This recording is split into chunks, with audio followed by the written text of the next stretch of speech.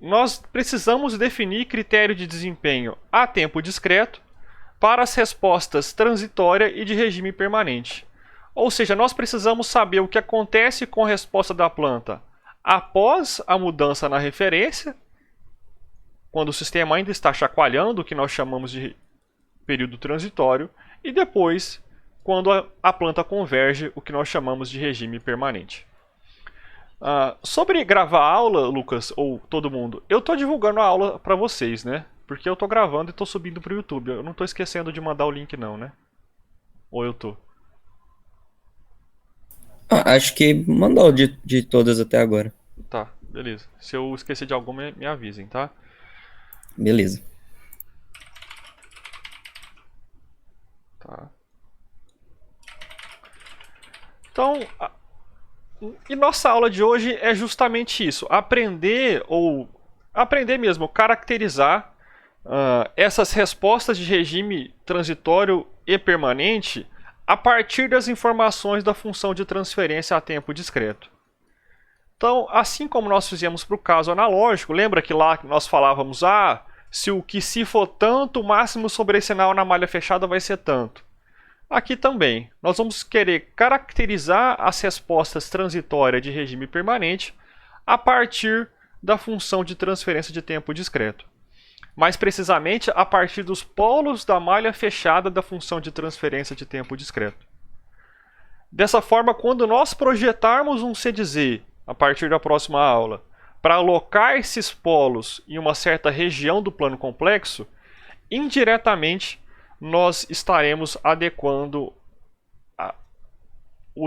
as especificações de desempenho da resposta no domínio do tempo discreto. Beleza? Então, só fazer uma revisãozinha rápida do que a gente viu lá no caso analógico. No caso analógico, a gente viu dois cenários. Um era o cenário para sistemas de primeira ordem, lembra? Lá no caso de sistemas de primeira ordem, considerando uma referência do tipo degrau, por exemplo, nós determinamos analiticamente que a resposta do sistema era um exponencial que convergia para uma certa região, é claro, se o sistema for estável, e para essa resposta nós tínhamos apenas uma característica de desempenho, que era a constante de tempo tal, dada por 1 sobre o valor do polo, e essa constante de tempo era o tempo necessário para atingir quantos por cento do valor final mesmo?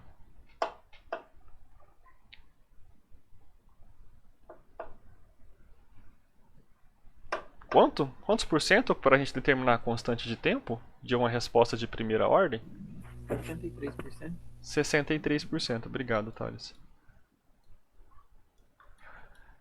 E um caso mais interessante, né, que a gente estudou um pouquinho mais e aplicou muito mais do que sistemas de primeira ordem, até porque é um caso mais complexo, foi o cenário de um sistema analógico de segunda ordem, isto é, um sistema com dois polos,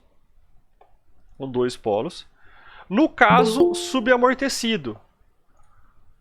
O caso subamortecido, vocês se lembram, é quando o fator de amortecimento está entre 0 e 1 e a resposta ao degrau unitário apresenta uma certa oscilação. Então, considerando sistemas de segunda ordem nessa forma que nós chamamos a forma padrão, lembra da forma padrão?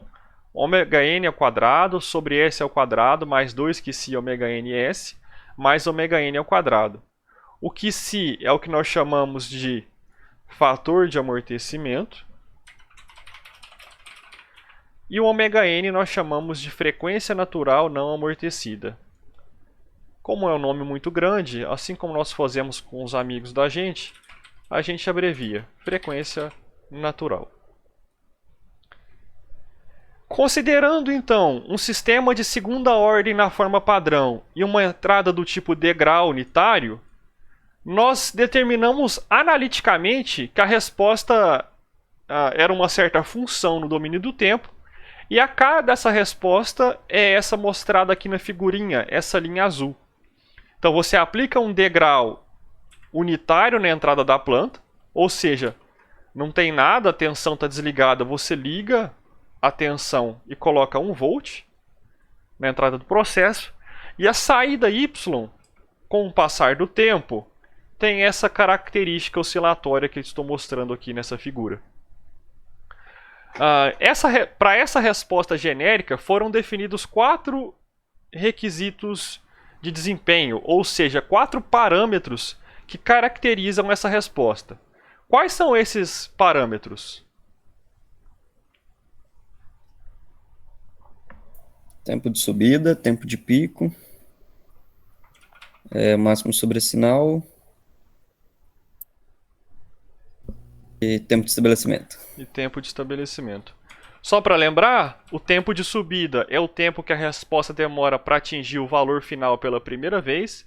Pelo menos no nosso curso, né? Outros livros, a literatura às vezes aborda de outras formas. Por exemplo, o tempo para atingir de 10 a 90% do valor final, o tempo para atingir 90% do valor final, são todos muito próximos um do outro ali, tá, pessoal? Eu prefiro essa forma de atingir o valor final pela primeira vez. Essa figurinha está um pouquinho imprecisa. Tempo de pico, que é o tempo para ele atingir o maior valor da resposta. Tempo, o máximo sobre sinal, que é a porcentagem de ultrapassagem da resposta em relação ao valor de regime. E finalmente o tempo de estabelecimento, que é o tempo em que a resposta fica confinada em uma certa faixa lá do valor final. Em particular, no nosso curso, a gente adotou uma faixa de 2%. Então, se a resposta vai tender a 1, o tempo de estabelecimento é medido quando a saída fica entre 1,02 e 0,98. Então, nós trabalhamos com esses 4 critérios de desempenho para respostas de segunda ordem, no caso subamortecido. Mais do que isso, nós conseguimos relacionar esses 4 parâmetros para a resposta no domínio do tempo com os parâmetros da função de transferência QC ômega n. Isso foi feito para cada um desses cenários, obtendo-se essas 4 equações aqui do slide. Vou ler elas para vocês. Tempo de subida pode ser calculado por π menos arco cosseno de QC sobre ômega n vezes raiz de 1 menos QC ao quadrado. O tempo de pico pode ser calculado por π sobre ômega n vezes raiz de 1 menos QC ao quadrado. Aqui vale o comentário que parte da literatura, por brevidade, chama esse ômega n vezes raiz de 1 menos QC ao quadrado de ômega d. Eu acho que o Franklin faz isso, mas eu não vejo necessidade de definir uma variável adicional. O sobressinal é calculado por 100 vezes exponencial de menos QC π sobre raiz de 1 menos QC ao quadrado. E lembrando vocês que tem a volta, vocês se lembram da volta do máximo sobressinal para o QC? QC é calculado pela raiz gigante de ln ao quadrado de máximo sobressinal sobre π ao quadrado mais ln ao quadrado de máximo sobressinal. Então, se o máximo sobressinal, por exemplo, é 0,1, isto é 10%, você espeta ele aqui nessa expressão e calcula o QC associado. Isso para não ter que ficar aplicando ln dos dois lados e resolvendo lá o sistema resultante, né? Deixa isso aqui no slide. E finalmente, o tempo de estabelecimento pode ser calculado por 4 sobre QC ômega n. E aqui talvez seja uma das maiores abstrações e magias, né? Algo muito difícil de ser enxergado do curso de controle, né? Talvez por isso parte dos estudantes desanime do curso, porque é algo muito abstrato de ser percebido. Essas 4 características de desempenho, tempo de subida, tempo de pico, tempo máximo sobressinal e tempo de estabelecimento, são características da resposta transitória no domínio do tempo. Em outras palavras, é o que de fato acontece com a saída do processo quando você aplica a entrada do tipo degrau. Já os parâmetros QC e ômega n são parâmetros da função de transferência no domínio complexo. Ou, para falar mais complicadinho ainda, são parâmetros de um polinômio no domínio da variável de Laplace. Então perceba que é algo totalmente abstrato, difícil de entender às vezes. Mas algo que vocês têm que ter noção, por exemplo, é que sempre que você aumenta o QC, Ou seja, sempre que você aumenta um parâmetro nessa tal de função de transferência, que é algo definido no domínio complexo, indiretamente ou consequentemente, você está aumentando o amortecimento da resposta lá no domínio do tempo. Isto é, você está deixando a saída da planta mais amortecida para uma referência do tipo degrau. De maneira similar, quando você está aumentando o ωn, você está deixando a resposta da planta mais rápida no domínio do tempo. Isto é, você está reduzindo o tempo de subida, de pico e de estabelecimento. Talvez esse seja um dos pontos mais difíceis de se enxergar. Esses parâmetros Qi e ωn, eles também definem os polos da função de transferência. Isto é, as raízes do denominador lá no caso complexo. Em particular, no caso subamortecido, nós podemos demonstrar, isso foi feito em curso anterior, que os polos para o caso amortecido são dados por menos Qi ωn mais ou menos Jn, mais ou menos J vezes ωn vezes raiz de 1 menos Qi ao quadrado. Então, esses polos para o caso subamortecido podem ser marcados lá no plano complexo de acordo com seus valores real, então o valor real é menos Qi ωn, e os valores imaginários, mais ωn vezes raiz de 1 menos Qi ao quadrado, menos ωn vezes raiz de 1 menos Qi ao quadrado. Então, olha que maluquice. A gente consegue relacionar a localização dos polos de uma função de transferência no plano complexo com as características da resposta lá no domínio do tempo. Ou seja, nós conseguimos relacionar a localização dos polos com o que acontece de fato com a resposta da planta. Então, por exemplo, imagina que os polos de malha aberta estão nessas localizações marcadas pelo X da figura. E nós movemos esses polos para uma nova posição. O que vocês esperam que aconteça se nós movermos esses polos mais próximos aqui do eixo imaginário, no caso analógico, né? A resposta tende a ficar mais oscilatória ou menos oscilatória?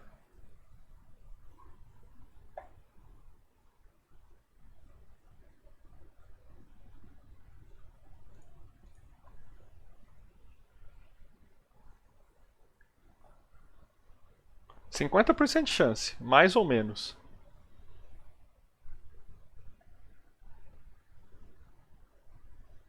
Mais alguém? Se nós diminuímos o θ, e o θ está relacionado com Qi, quanto menor o θ, o que acontece com Qi?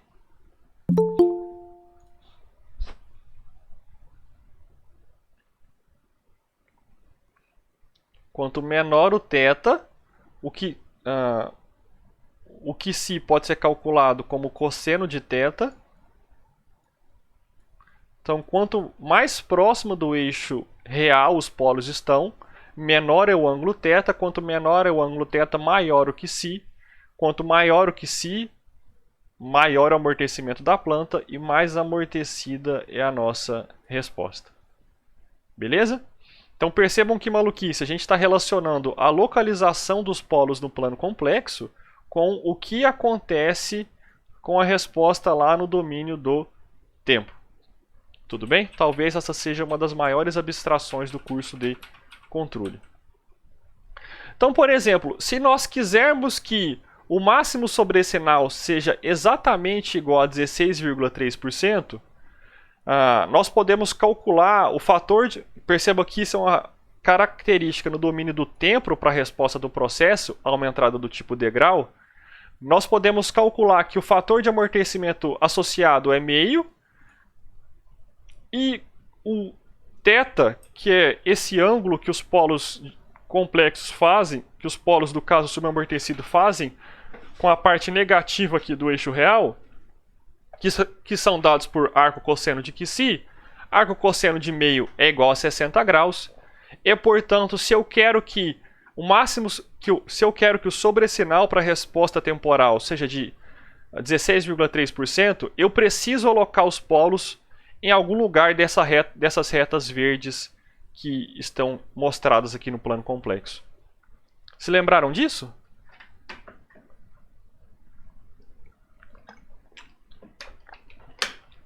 Lembra de localização de polos no plano complexo e a relação dessa localização com as características da resposta temporal? De maneira similar, se eu quero que o tempo de estabelecimento seja de 2 segundos, como o tempo de estabelecimento é igual a 4 sobre QC ômega n, eu tenho que 4 sobre QC ômega n igual a 2 segundos, portanto QC ômega n tem que ser igual a 2, e como a parte real dos polos complexos conjugados é dada por menos QC I ômega n, mais ou menos J vezes ômega n, e por aí vai, né? Vezes ômega n, mais ou menos J vezes ômega n, vezes raiz de menos QC ao quadrado. Então, se eu quero que meu tempo de estabelecimento seja exatamente igual a 2 segundos, eu tenho que QC ômega n tem que ser igual a 2, e, portanto, os polos de malha fechada têm que estar sobre essa reta com parte real de menos 2. Tudo bem? Tranquilo, pessoal? Estou falando alguma coisa muito inovadora? Ou está tranquilo de enxergar? Certo? Tranquilo?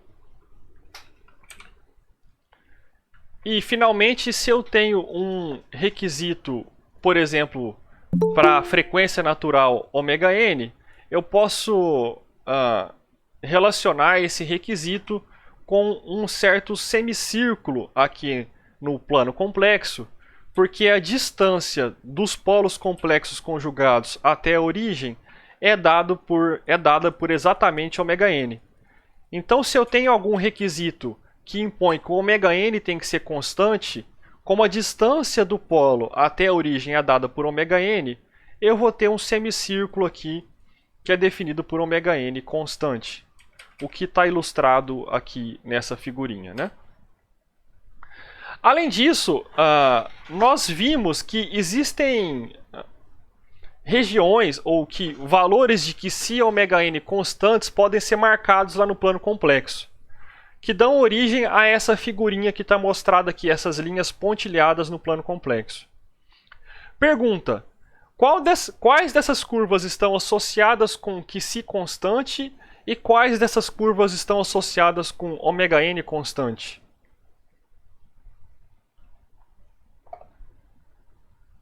Por exemplo, esse 0,8 aqui na figurinha do plano complexo, ele marca um ômega n constante ou um QC constante?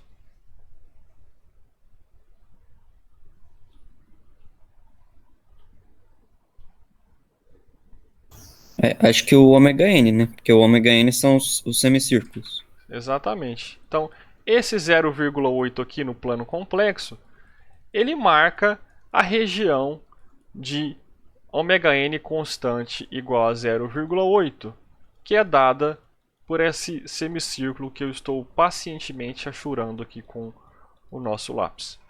Beleza? Assim como, e todo o trabalho que eu tive foi perdido. Assim como, por exemplo, uma reta para QC igual a meio, né, que está associado com um θ de 60 graus, está marcada aqui por essa linha de QC igual a 0,5. Então, usando essas figurinhas, né, esses guias, nós podemos ter o trabalho de localizar os polos desejados de malha fechada de maneira mais fácil. Por exemplo, se eu quero que QC igual a meio, que está associado com um certo máximo sobrecinal, e ômega n igual a 0,8, que pode estar associado com um certo tempo de estabelecimento, para eu determinar, até os valores estão aqui, né? Para eu determinar a localização desejada para os polos de malha fechada, é só você vir no encontro das curvas de ômega n constante igual a 0,8 e QC constante igual a 0,5. No encontro dessas duas curvas, você vai ter a localização exata desejada para os polos de malha fechada. Então, de novo, uma coisa que a gente nunca pode perder a noção ao longo de um curso de controle, e se você perde essa noção, o curso se torna totalmente tedioso e vira apenas um curso de álgebra, né? É que quando nós estamos colocando os polos de malha fechada nessa região, quando, por exemplo, nós fazemos que o LGR passe por essa região, no fundo, o que você está fazendo é adequando a resposta ao degrau lá no domínio do tempo. Se você não perde essa noção ao longo de um curso de controle, o curso se torna algo muito interessante porque você acaba virando um bruxo. Porque você está localizando, você está ajustando uma resposta no mundo real a partir da localização de polos de uma função de transferência no domínio complexo, o que é algo totalmente abstrato e poucas pessoas têm essa noção. Se você perde essa noção, se você não sabe que isso está acontecendo, você vira um reprodutor de passo a passo, né? Ele vai me dar o QC ômega n, eu vou calcular a localização dos polos de malha fechada, eu vou cancelar o polo de malha aberta da planta, vou calcular lá um CDS e ele vai me dar certo na prova e eu vou passar na disciplina e é isso que eu estou interessado. E aí são os dois caminhos normalmente que a gente tem em curso de controle. Eu tento muito mostrar para vocês o caminho legal, né? Que não é um curso de álgebra, é um curso de controle. Então, quando você está aumentando o QC, por exemplo, você está aumentando a resposta do sistema em malha fechada. Você está deixando a resposta da planta mais amortecida. Então, um pêndulo, por exemplo, que é algo muito oscilatório, pode se tornar algo totalmente amortecido. Da mesma forma, quando você está aumentando o ômega n, o que você está fazendo, no fundo, é deixando a resposta da planta mais rápida. É claro que isso é limitado pelas características do processo, saturação do sinal de controle, atraso e por aí vai. Mas no mundo ideal, que tipicamente é o nosso, o que a gente faz, é o nosso assim do curso, né? É ajustar a localização dos polos de malha fechada para indiretamente ou consequentemente, não sei qual palavra que é a mais correta,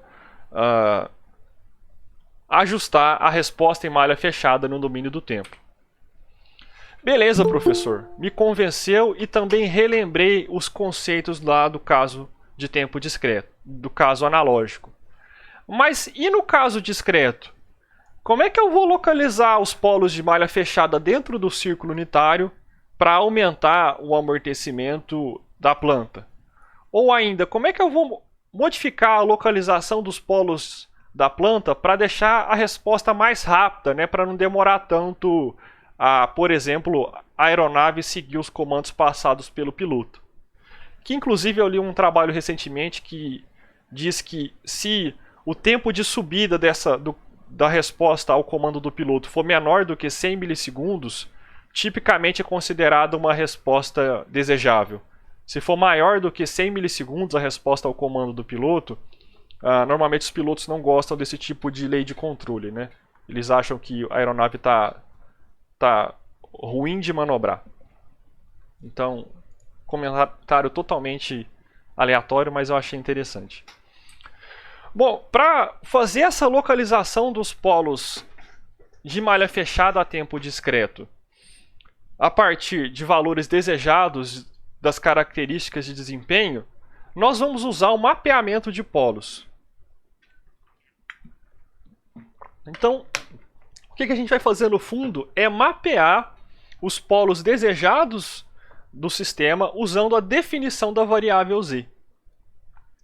Então, como nós já conversamos, nós sabemos que os polos da planta, no caso subamortecido, isto é, para QC entre 0 e 1, são dados por menos QC ômega n, mais ou menos j vezes raiz de menos QC ao quadrado.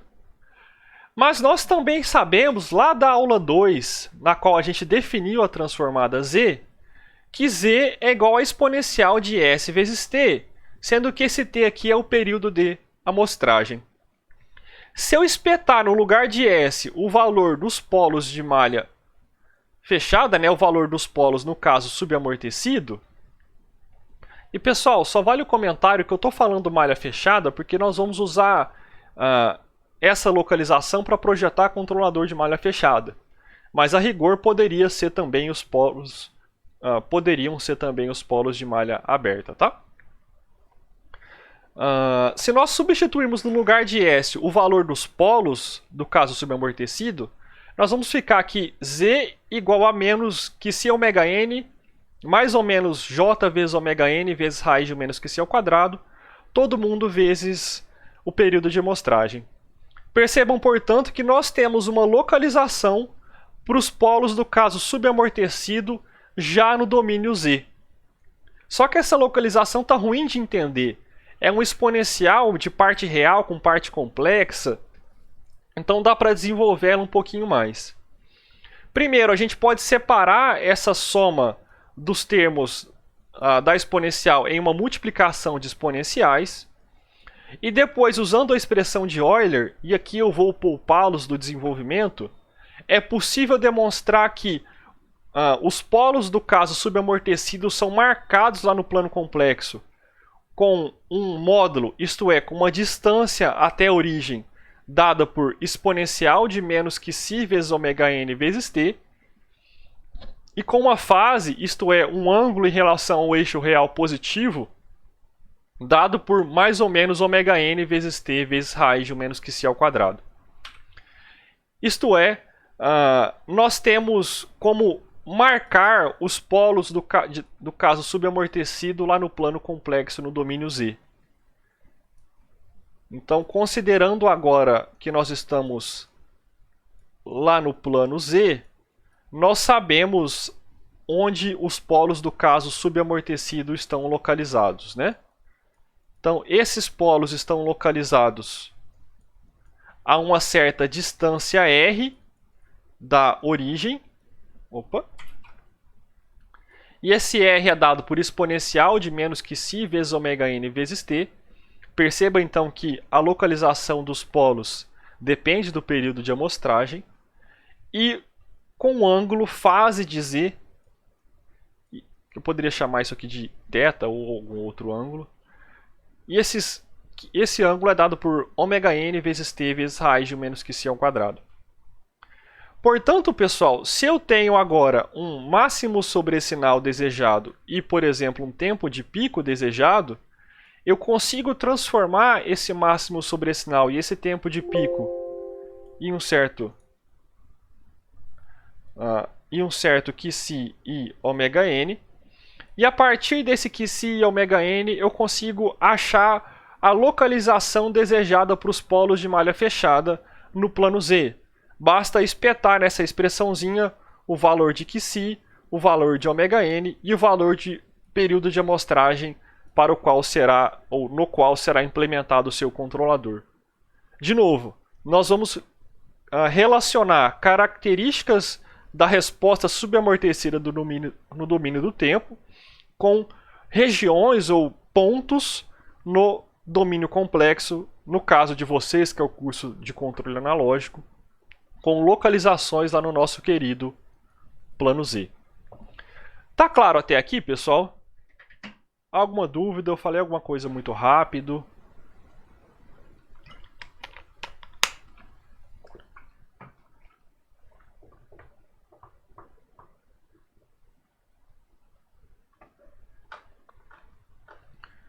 Só relacionar características da resposta subamortecida com localizações no domínio Z.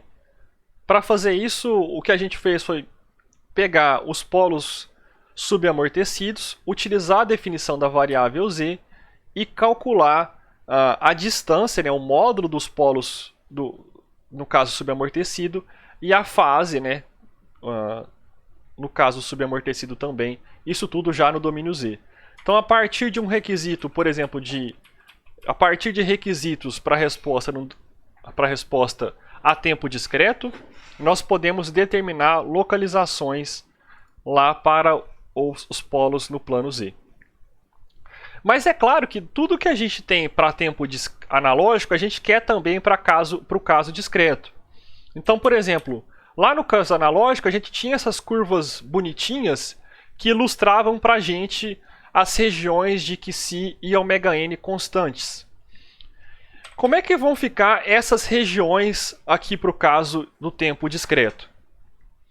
Bom, essas regiões no caso discreto não são tão bonitinhas iguais são para o caso analógico. E o que é feito para desenhar essas regiões, basicamente é fixar um certo QC e para um dado período de amostragem variar o ômega-n. Então, por exemplo, se nós fixarmos QC igual a zero, o que acontece se o QC é igual a zero? Me fala o que acontece com o módulo de Z para QC igual a zero. Fica constante. Constante igual a 1. Então, para QC igual a zero, nós temos exatamente a região sobre o círculo unitário. Agora, se QC igual a 1, o que vai acontecer com a fase da planta, ou desculpa, com a fase da localização dos polos, a fase vai dar sempre 0. Portanto, para QC igual a 1, a localização dos polos vai caminhar aqui sobre a parte positiva do eixo real, isto porque a fase do número complexo associado à localização dos polos, isto é, esse ângulo que eu estou marcando aqui, vai ser sempre 0. Já para valores de QC entre 0 e 1, as localizações de QC constantes são dadas por essas espirais que estão marcadas aqui. Eu vejo elas como se fosse um coração. Daqui a pouco eu vou mostrar para vocês por quê, né? Isso ocorre porque a gente também tem o valor espelhado aqui para valores negativos imaginários, né? Já fixando-se o ômega-n e variando-se o QC, nós temos essas regiões que estão marcadas aqui no plano complexo, e essas regiões dependem do período de amostragem, por isso que não tem valor aqui nessa figurinha. Eu imagino essas regiões, né, como se fossem aquelas linhas que tem na bola de basquete, mas não tem como a gente ter uma... Elas são não convexas, percebam que elas são cheias de curvas, tá vendo? Juntando todas as curvas de QC e ômega-n lá no plano complexo, tanto para valores positivos quanto negativos do plano complexo, nós vamos ter essa figurinha aqui. E essas regiões que eu estou marcando são regiões de QC constante. E aqui está o motivo que eu vejo isso como um coração, porque tem a parte positiva e negativa aqui do plano complexo. Está vendo que forma mais ou menos um coração aqui? E essas curvas todas sinuosas saindo de cima para baixo são as curvas de ômega-n constante. Se vocês quiserem ver essa figurinha lá no MATLAB, basta abrir o MATLAB e digitar ZGrid. E ele vai desenhar para você o plano Z com as regiões de QC e ômega-n constantes. Então, por exemplo, se você quiser um QC de 0,1, uma resposta bastante oscilatória, ou seja, pouco amortecida, os polos no plano Z tem que estar sobre essa curva pontilhada aqui fora, tá vendo? Que eu estou caminhando com o mouse. É melhor marcar no PDF, né? Da mesma forma, se você quiser que o ômega-n seja um certo valor, por exemplo, 0,5 π sobre t, os polos desejados devem estar sobre essa curva que eu estou marcando aqui. E uma dificuldade no plano Z, percebam que no plano a tempo discreto tudo é um pouquinho mais difícil que a tempo contínuo. E uma dificuldade que eu já comentei é que essas curvas são não convexas, né? Elas são bastante sinuosas, o que atrapalha o projeto de controladores, sobretudo quando a gente está fazendo, por exemplo, otimização, porque é uma otimização sobre uma área não convexa, né? Mas isso é teoria de controle ótimo. Mas o fato é que, utilizando-se essas curvas, nós podemos mais facilmente determinar a localização dos polos desejados de malha fechada a partir de valores de QC e ômega-n. Então, por exemplo, se eu quero que o QC seja igual a 16,3% e que o máximo sobrecenal seja de Se eu quero que o sobrecenal seja de 16,3% e que o tempo de estabelecimento seja de 12,73 segundos para um período de amostragem de 1 segundo, onde os polos de malha fechada têm que estar localizados aqui no plano Z? Bom, vamos fazer a continha no papel, depois nós localizamos aqui no slide, né? Então, dado o máximo sobre esse sinal, nós podemos calcular o fator de amortecimento associado. De novo, é aquela formulazinha grande lá. Raiz quadrada de ln ao quadrado de máximo sobre esse sinal sobre π ao quadrado mais ln ao quadrado de máximo sobre esse sinal. Esse 16,3% é o mais manjado, porque para máximo sobre esse sinal ser 16,3%, o QC tem que ser igual a meio.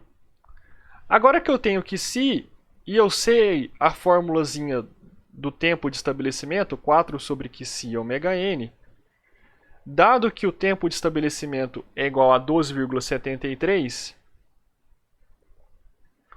eu consigo achar que ômega n é igual a 4 sobre meio vezes 12,73 e, portanto, o ômega n tem que ser igual a, deixa eu pegar na minha colinha aqui, aproximadamente 0,6283. Isso aqui pode ser escrito como 0,2 π. Professor, por que você escreve em π? Porque lá na nossa figurinha, as curvas de ômega n constante, elas ficam em função de π. Então, se nós voltarmos lá para o slide, deixa eu só pegar meu retorno aqui, nós podemos localizar a localização desejada para os polos de malha fechada a partir do valor de QC igual a meio e ômega n igual a 0,2 π. Onde está essa região? Bom, a gente vem aqui primeiro na curva de QC constante igual a meio e verifica o cruzamento. Deixa eu dar um zoom, tá ruim para enxergar, né? Deixa eu dar um zoom aqui. E verifica o cruzamento com a reta ou com a curva de ômega n constante 0,2 π sobre t, supondo um período de amostragem de 1 segundo. Nós vamos ter que os polos de malha fechada estejam exatamente sobre essa região aqui, sobre esses pontos aqui. 1, 2, 3, 4, 5. 1, 2, 3, 4, 5.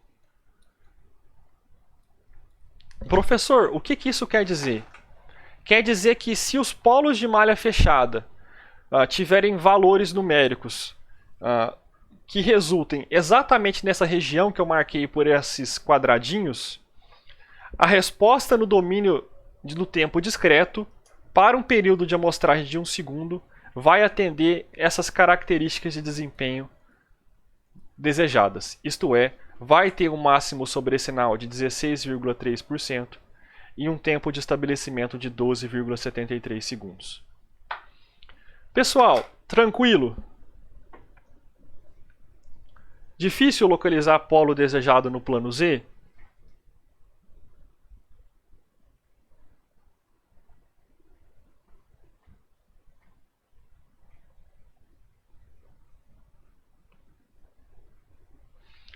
Eu particularmente o que eu faço? Normalmente eu calculo a localização dos polos no plano S e depois faço o exponencial desses polos vezes o período de amostragem, já obtendo o valor desejado para os polos no plano Z.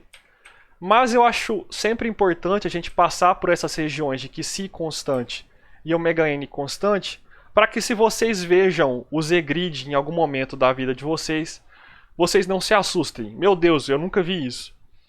Essa figurinha nada mais é do que o plano complexo a tempo discreto, já marcados os valores ou as regiões para QC constante, que são essas curvas que, como eu comentei, formam como se fosse um coraçãozinho deitado, né? E essas curvas de ômega n constantes, que lembram muito aquelas curvas da bola de basquete. Tudo bem? Ô, professor, só uma dúvida. Oi. Aquelas fórmulas, né, para tempo de subida, estabelecimento, elas já foram feitas para malha fechada? Não. Elas podem ser aplicadas, por exemplo, num caso de malha aberta, como está ilustrado aqui, Lucas. Então, em um sistema de malha aberta, se você aplica um degrau aqui, um sobre S, degrau unitário, a saída vai se comportar como ilustrado lá na figurinha. A gente está usando para malha fechada porque, no fundo, a gente vai usar isso para projetar controlador de malha fechada. Mas, por exemplo, se você tiver uma planta, sei lá, no seu trabalho, que se comporte em malha aberta dessa forma, você pode identificar o modelo para essa planta considerando um sistema de segunda ordem. Inclusive, foi tema de laboratório lá do curso anterior. Entendi. Mas aí não vai dar uma diferencinha por a gente estar considerando malha fechada? Vai. Não. Sim, se for segunda ordem na forma padrão, aí essas fórmulas são exatas, tirando a do tempo de estabelecimento, que é uma aproximação conservadora, né? Ou seja, é um valor maior do que de fato vai acontecer. O que normalmente acontece é que em malha fechada existe aqui aquele descasamento de ganho, né? Aí essas fórmulas vão dar valores aproximados, mas ainda assim elas representam uma aproximação razoável para o comportamento do sistema. Entendi. Mas se em Beleza. malha fechada você cair em uma forma padrão bonitinha, então isto é, se a função de transferência de R para Y for da referência para a saída for uma forma padrão bonitinha, então essas fórmulas todas se aplicam de maneira bastante razoável. Em particular, as 3 primeiras são exatas, só do tempo de estabelecimento, que vai te dar um valor um pouquinho maior do que de fato vai acontecer na prática. Entendi, perfeito. Mas Obrigado. elas se aplicam para qualquer sistema de segunda ordem, tá? Tanto em malha aberta quanto em malha fechada. Certo.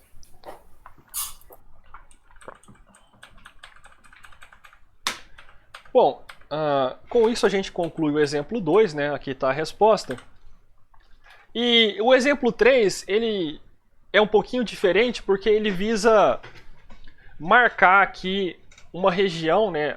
Uma região desejável para os polos de malha fechada, mas essa região agora não é mais definida por uma relação de igualdade, e sim algo mais real, algo mais prático, que é um requisito de desempenho marcado por uma desigualdade. Em particular, o máximo sobre esse sinal tem que ser menor ou igual a 16,3% e o tempo de estabelecimento tem que ser menor ou igual a 12,73%. Isso poderia ser facilmente algo prático, né? Eu projeto um controlador para esse sistema aí, só que o máximo sobre esse sinal não pode ser maior do que 16% e ela tem que convergir em 5 segundos. Então, isso é algo mais prático do que uma localização exata, né?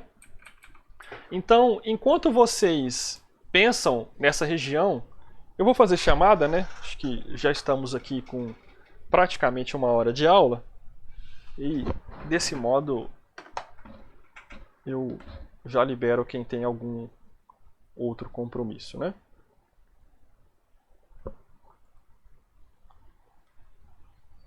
Então nós estamos na...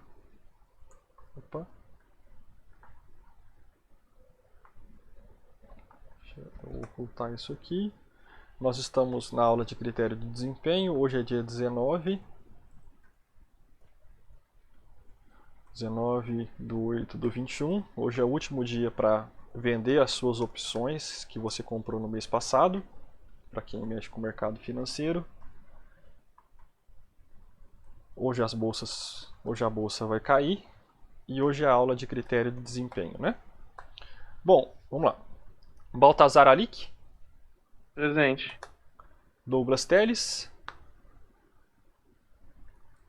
Eduardo Cunha. Eduardo Marques.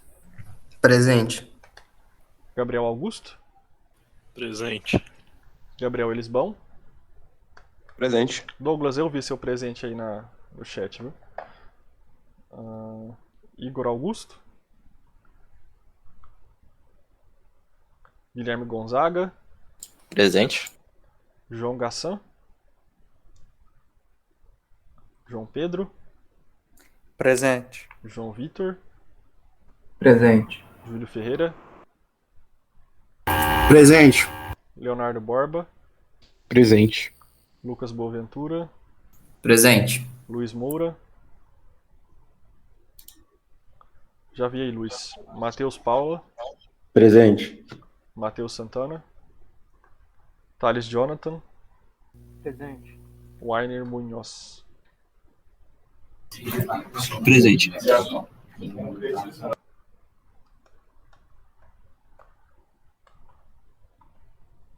Certo.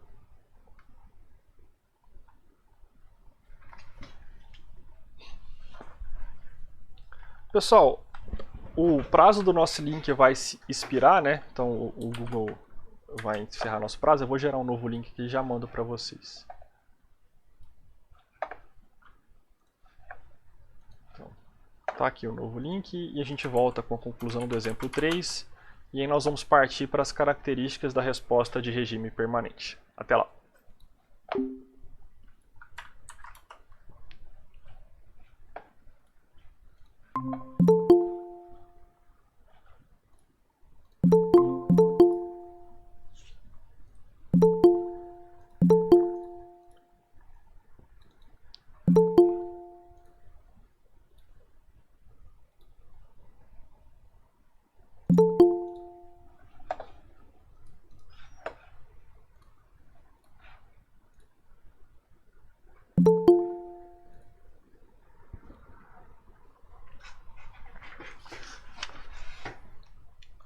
Certo. Deixa eu tirar esse negócio piscando, tá me dando agonia. Escurinha. Tá bonita. Tá cheio de buraquinhos. Certo, deixa eu só fazer algo rapidinho aqui.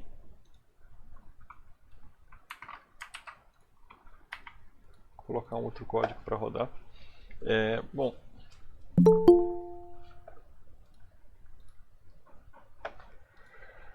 Bom, pessoal, agora, se nós quisermos que o máximo sobressinal ou que o sobressinal seja menor do que 16,3%, fazendo as mesmas operações do caso anterior, né, mas agora considerando a desigualdade, nós vamos ter que o QC tem que ser maior ou igual a meio. De maneira similar, se o tempo de estabelecimento tem que ser menor ou igual a 12,73 segundos, supondo ainda aquele mesmo período de amostragem anterior de 1, é possível determinar que o ômega-n tem que ser maior ou igual a 0,2 π. E, portanto, se nós formos marcar essa região aqui no plano complexo Z, os polos de malha fechada vão ter que estar com um fator de amortecimento maior do que o 0,5, ou seja, para baixo aqui dessa curva de QC constante igual a 0,5, que eu vou marcar ela bem por cima aqui. E desculpem a precisão do meu mouse. Não é à toa que eu voltei para o level 7 da GC. Mas dá para entender. Só que não basta estar aqui dentro... Não, estou brincando, estou level 10. Não basta ter o QC maior ou igual a meio. O QC também, o ômega-n tem que ser maior ou igual a 0,2 π. Ou seja, o ômega-n tem que estar à esquerda aqui dessa curva de ômega-n constante igual a 0,2 sobre π. Em outras palavras, qualquer lugar dentro dessa região branca em que os polos de malha fechada estejam, é claro, desde que sejam complexos conjugados, porque nossas fórmulas valem para o cenário subamortecido, no qual os polos são complexos conjugados. Então, qualquer lugar dessa região em que os polos estejam, ambos requisitos de desempenho são atendidos simultaneamente. Se os polos complexos conjugados estiverem na região amarela, então os requisitos de desempenho não serão atendidos, né? Você vai ter que fazer o projeto novamente e vai tomar uma dura ali do seu chefe. Vale comentar que, sempre relembrar que se estiver fora aqui do círculo unitário, então o seu sistema está instável, né? Isso aqui é a região instável. Então, também não se deve alocar polos nessa região. Bom, então nós temos uma figurinha similar nós temos essa figurinha que ilustra para a gente os requisitos de desempenho, em vermelho nós temos a região instável, isto é, a região fora do círculo unitário, e se os polos de malha fechada estiverem dentro do círculo unitário, a resposta é estável. Em particular, se eu tenho um polo em -A, lembrando a definição da variável z é igual a exponencial de st, portanto um polo em -A vai ser mapeado em -at, né? O que quer dizer? Que quanto maior o valor de A, ou seja, quanto mais afastado do eixo imaginário o meu polo estiver, e vocês devem se lembrar que quanto mais longe do eixo imaginário no plano S, mais rápido é a resposta do sistema, mais negativa vai ser a exponencial aqui no plano Z. Ou seja, quanto mais rápido o polo lá no plano S, mais próximo da origem o polo aqui no plano Z.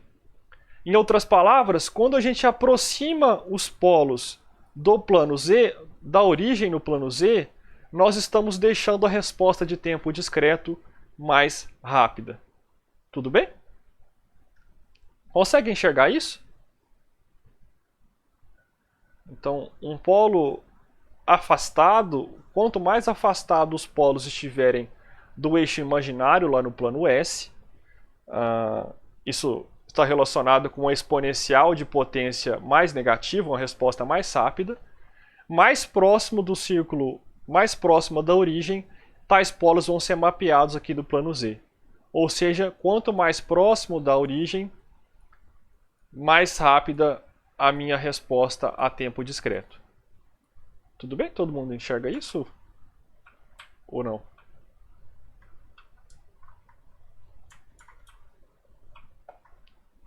Silêncio constrangedor é sim ou é não? Então, se você tem lá no plano S certos polos, é claro que vocês se lembram que quanto mais distante do eixo imaginário, mais rápida é a resposta da planta. Uma forma de se enxergar isso é lembrar do ômega-n, né? O ômega-n é a distância dos polos até a origem. Quanto maior o ômega-n, menores os tempos de resposta. Então, se você afasta os polos da origem no plano S, você aumenta a velocidade de resposta.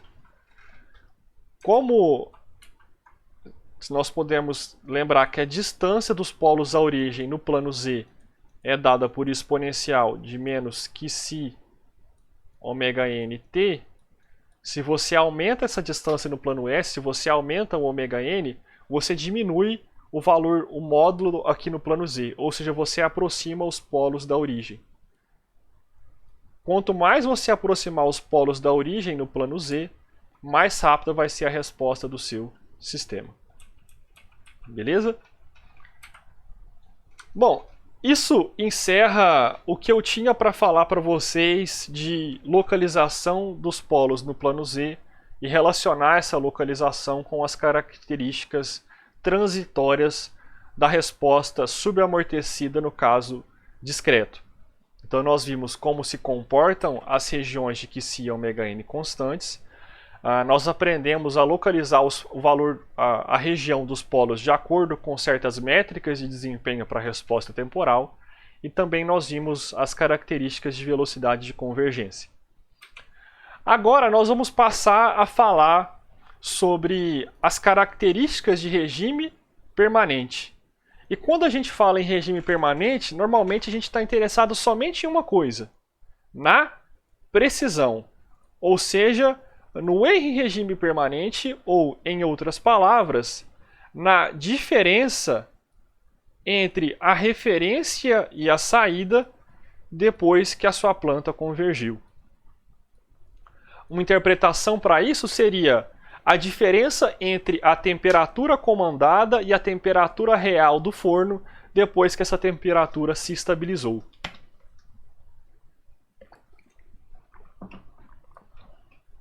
Por exemplo, o erro em regime estacionário, se ele for de, sei lá, 5 graus, você comanda uma temperatura de 100 graus Celsius para o seu forno.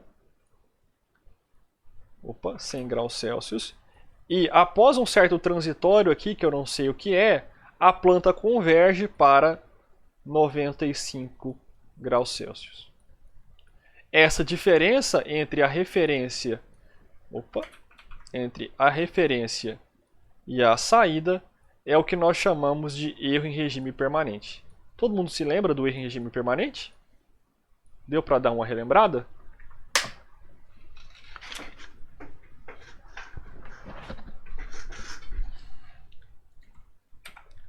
Bom, no caso analógico, nós relacionamos esse erro em regime permanente com o tipo do sistema. Lembra do tipo de sistema?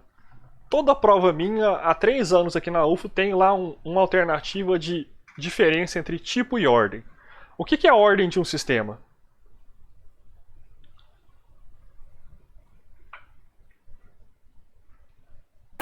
Número de polos. Número de polos. E o que é o tipo? Número de polos 0. O número de polos na origem ou o número que nós chamamos de integradores, né? Isso no caso analógico. Então, por exemplo, se a planta é do tipo 0, ela não tem nenhum polo na origem a tempo discreto, a tempo contínuo.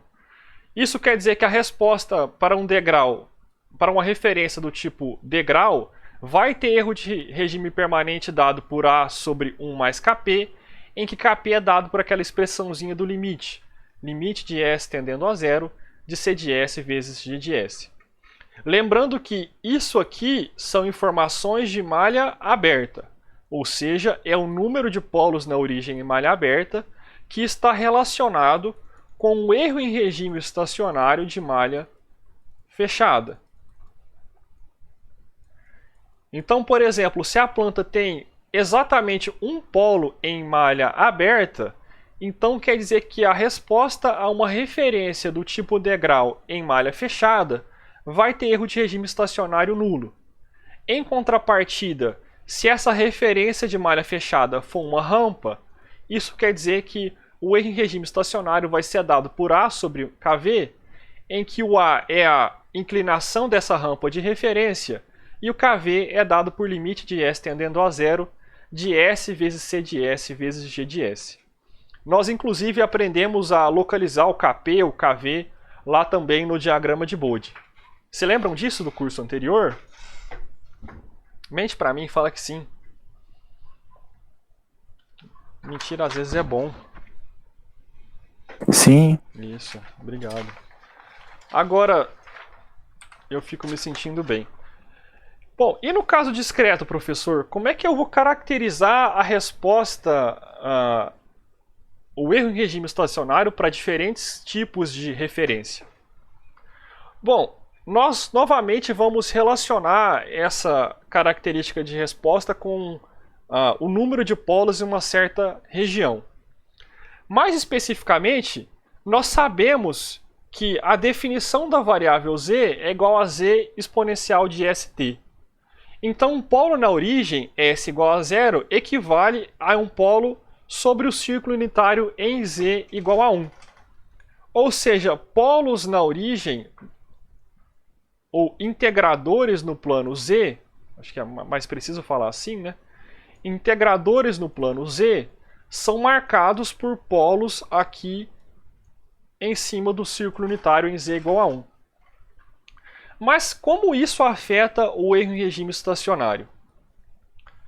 Bom, para verificar isso, assim como no curso anterior, nós vamos usar o teorema do valor final. Então, o nosso objetivo é saber o que acontece com o erro em regime estacionário, certo? E para isso a gente vai empregar o teorema do valor final, mas agora considerando o caso de tempo discreto. Isto é, nós vamos usar o teorema do valor final da transformada Z.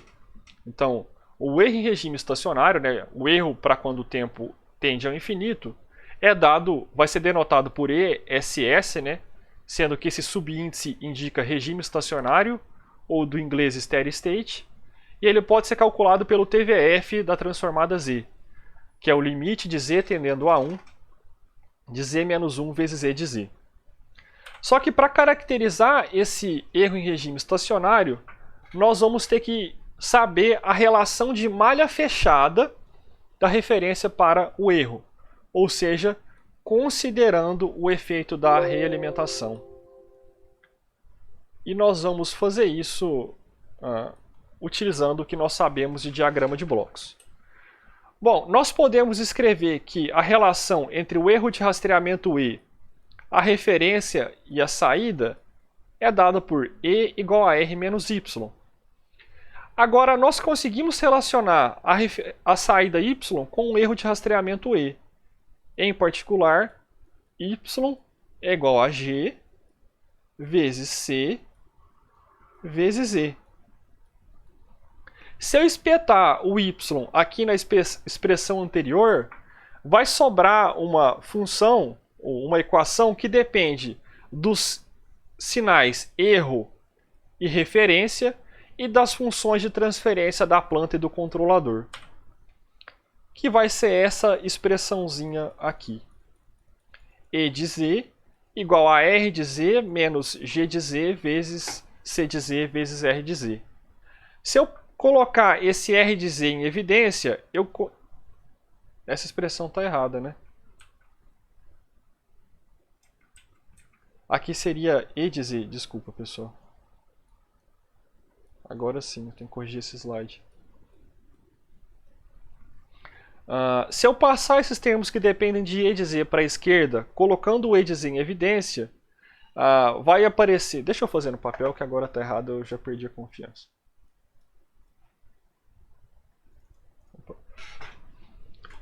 Então, eu tenho que E de z igual a R de z menos G de z vezes C de z vezes E de z. Lembrando que tudo isso foi obtido a partir do diagrama de blocos da malha fechada. E e R representam as transformadas Z dos sinais de tempo discreto, do erro de rastreamento e da referência. Já G de Z e C de Z representam as funções de tempo discreto do controlador e da planta.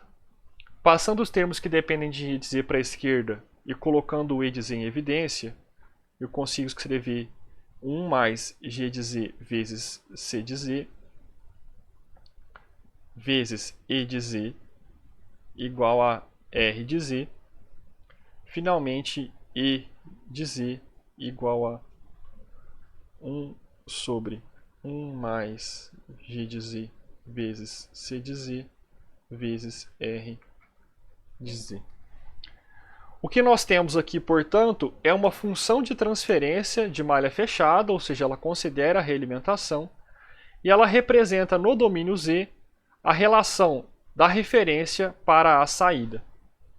E o que nós vamos fazer para calcular o erro em regime estacionário é aplicar o teorema do valor final, considerando essa expressão para o E de Z. Ou seja, onde tem E de Z, a gente vai espetar toda essa relação aqui de malha fechada. Faltou menos um, né? No Z. Faltou menos um no Z. Obrigado, Júlio. Agora sim, obrigado, Júlio. Tá correto. Beleza? O que a gente vai fazer agora é verificar o que acontece com o ESS para diferentes tipos de referência R de Z. Em particular, assim como é mais comum de aparecer na prática, a gente vai considerar referências do tipo degrau e rampa. Beleza? Então volta lá, deixa eu ver meu retorno aqui. Clica aqui. Então, por exemplo, se a referência é um degrau de tempo discreto, né, ilustrado aqui nessa figurinha, então inicialmente a referência é 0 e depois a referência assume um certo valor de amplitude A, nesse caso a transformada Z desse sinal é dada por AZ sobre Z menos 1. Para quem quiser conferir isso, dá uma olhadinha na tabela de transformada Z lá da aula 2. Então, o E de Z vai ser dado por 1 sobre 1 mais G de Z vezes C de Z, que é a função de transferência de malha fechada, vezes AZ sobre Z menos 1, que é a transformada Z da referência do tipo degrau de amplitude A. Usando o teorema do valor final, eu consigo calcular que o erro em regime estacionário vai ser o limite de z tendendo a 1 de z menos 1 vezes 1 mais g de z vezes c de z vezes 1 mais az sobre z menos 1. Isso aqui é a transformada z da referência do tipo degrau de amplitude A. O z menos 1 da fórmula, que o Júlio me lembrou, corta com o z menos 1 do denominador. E eu posso trocar, então, esse z que sobrou no numerador por 1, porque nós queremos calcular o limite de z tendendo a 1. E o que eu vou obter é A sobre 1 mais Kp, sendo que o Kp é igual a limite de z tendendo a 1 de g de z vezes c de z. Professor, mas isso aqui, essa equação é igualzinha à equação que nós tínhamos lá para o caso de tempo discreto, só mudou a forma de calcular a constante de erro de posição. Enquanto lá era limite de S tendendo a zero de C de S vezes G de S, a tempo discreto, o Kp é dado por limite de Z tendendo a 1 de G de Z vezes C de Z. O que eu disse na primeira aula é que controle digital é igual ao controle analógico, só que digital. O que isso quer dizer é que nós queremos reproduzir aqueles mesmos conceitos que nós desenvolvemos no curso anterior, só que agora considerando o tempo discreto, o tempo digital, isto é, considerando que nós estamos implementando o controlador digitalmente. Bom, eu tenho o exemplinho 4, né? Eu tenho 2 exemplos na verdade para a gente fazer juntos e treinar isso uma vez na vida. E depois nós vamos para referências do tipo rampa. Então, na figurinha está ilustrado um diagrama de blocos de malha fechada, né? Nós temos uma certa função de transferência de tempo discreto, que foi obtida considerando-se um certo período de amostragem e uma certa função de transferência analógica para a planta. E mais do que isso, nós temos também um controlador proporcional C de Z dado por meio. Então, nesse sistema simples, a entrada da planta é metade do erro de rastreamento.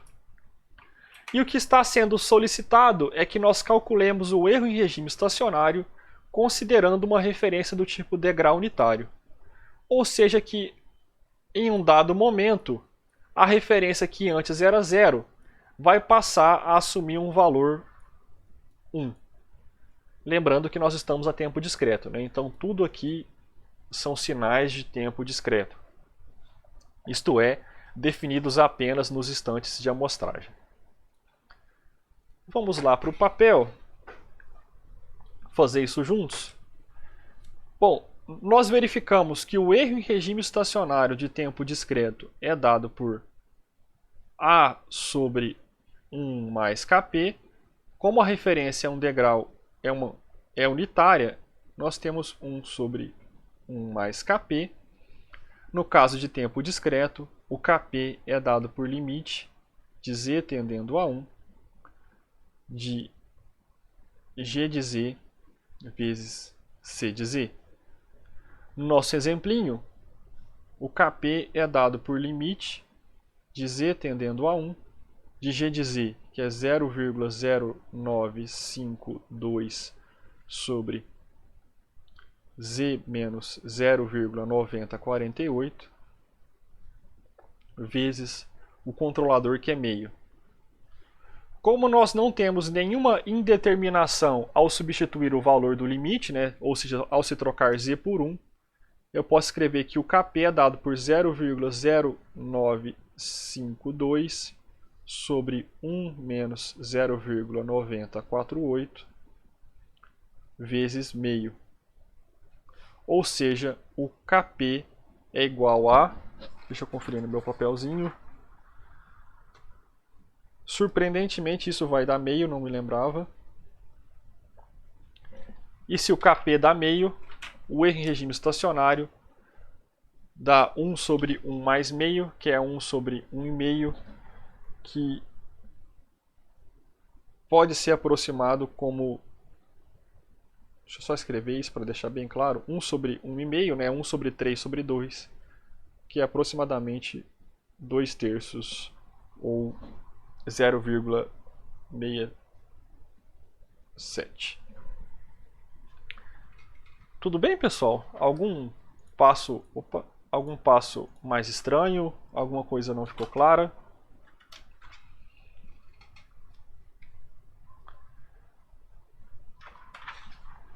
Bom, só para mostrar isso em simulação para vocês, né? Deixa eu mudar aqui o slidezinho.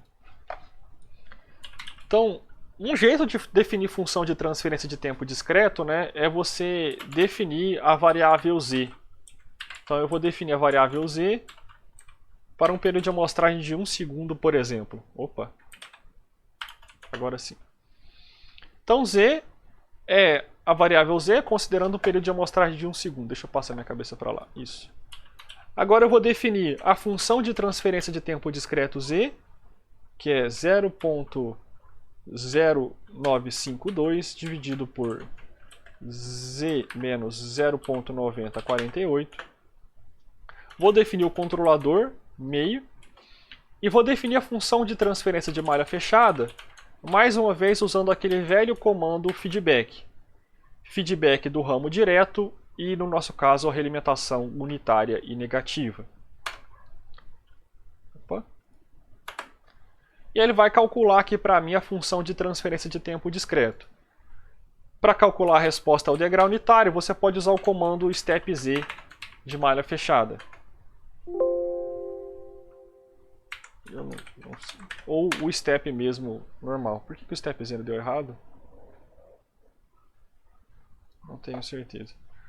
E ele vai calcular aqui a resposta ao degrau de malha fechada. Depois eu descubro o que está acontecendo lá. Só um detalhe, né? Quando a gente usa o step normal, ele aproxima os valores entre instantes de amostragem por polinômios de ordem zero. Ou seja, ele usa o método do Zó. Isso, a rigor, é um equívoco, né? Deveria assumir só valores de tempo discreto. Mas o fato é que a resposta converge em malha fechada para 0,33333. Deixa eu tirar minha cabeça dali. Ou seja, a distância até 1, que é o tamanho da nossa referência, é o 0,67 que nós calculamos manualmente.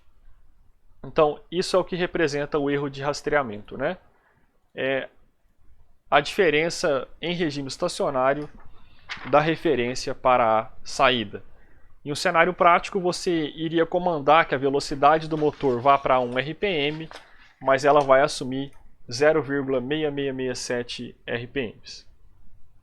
Tudo bem? Ô professor, como que você definiu a variável z lá no MATLAB mesmo? Só um segundo.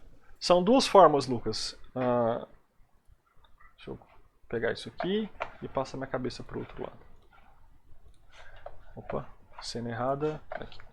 São duas formas. Uma forma você deixa o período de amostragem implícito. Você pode dar um TF de z, ele aceita. Só que ele fala que o período de amostragem está não especificado. E eu achei que isso poderia trazer algum problema na hora de tentar simular. E uma outra forma é você passar... Quando a gente usa TF, deixa eu dar um help TF aqui. Você pode passar para ele os coeficientes do numerador, do denominador e a função e o período de amostragem. Naquele caso eu passei um coeficiente do numerador 1 e 0, ou seja, 1 vezes z elevado à primeira, 0 vezes z elevado a 0, ou seja, isso aqui vai dar simplesmente z. O denominador um coeficiente unitário, né, que seria 1, ou seja, 1 vezes z elevado a 0, então fica z sobre 1. E para definir um período de amostragem, eu defini um período de amostragem unitário.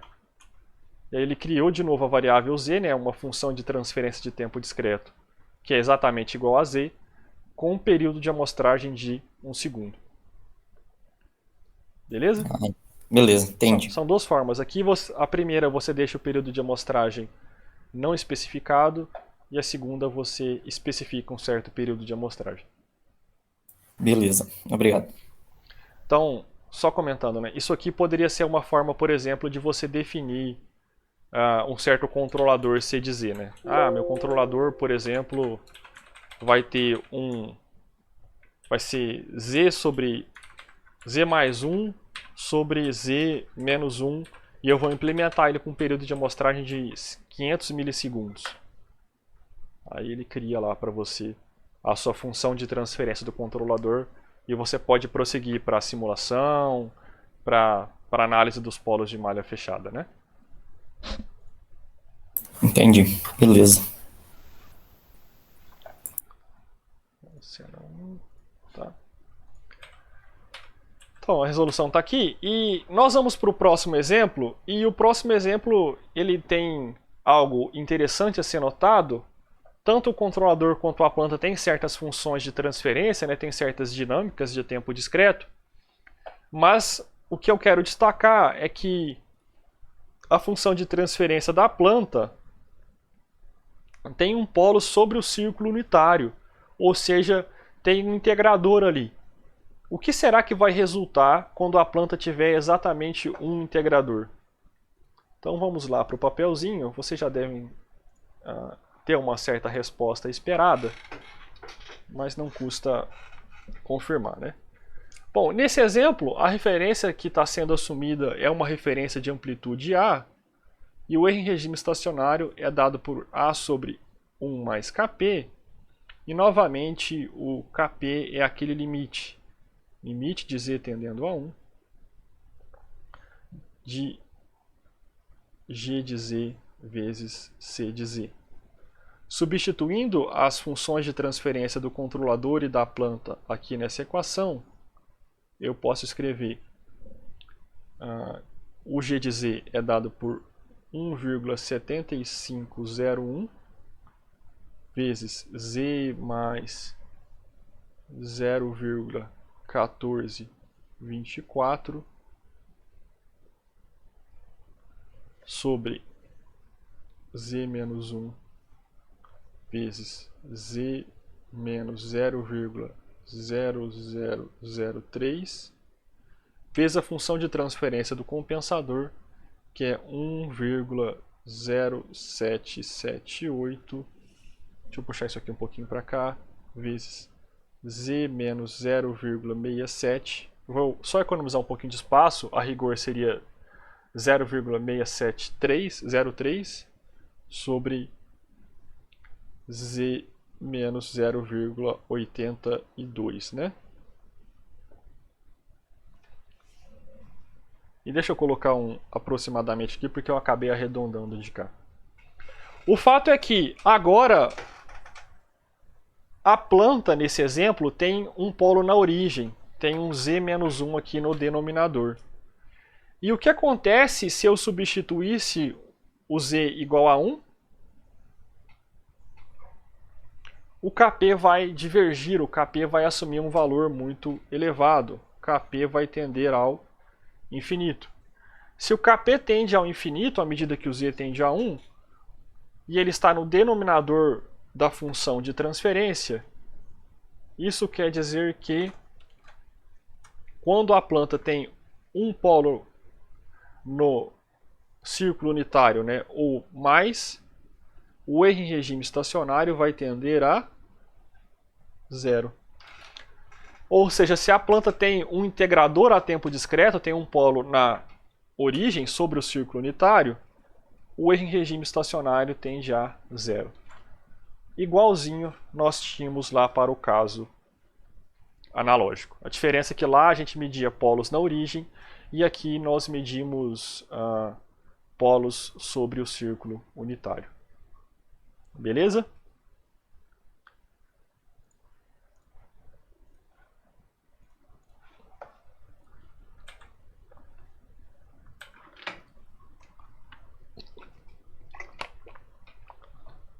A conclusão é a seguinte: se ou a planta, ou o controlador, ou se a multiplicação de G de Z vezes C de Z não tiver nenhum polo no círculo unitário, não tiver nenhum integrador discreto, haverá erro de regime permanente de malha fechada. Perceba que essa informação é informação de malha aberta, e essa afirmação sobre o erro em regime permanente é uma informação de malha fechada. Ou seja, nós avaliamos o número de integradores de malha aberta para saber o que ocorre com o erro em regime estacionário de malha fechada.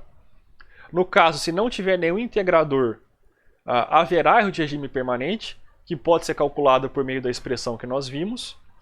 Agora, se caso a multiplicação de G de Z ou C de Z tiver um ou mais polos no círculo unitário, ou seja, se eu tiver um ou mais integradores de malha aberta, quer dizer que em malha fechada o erro de regime permanente será nulo.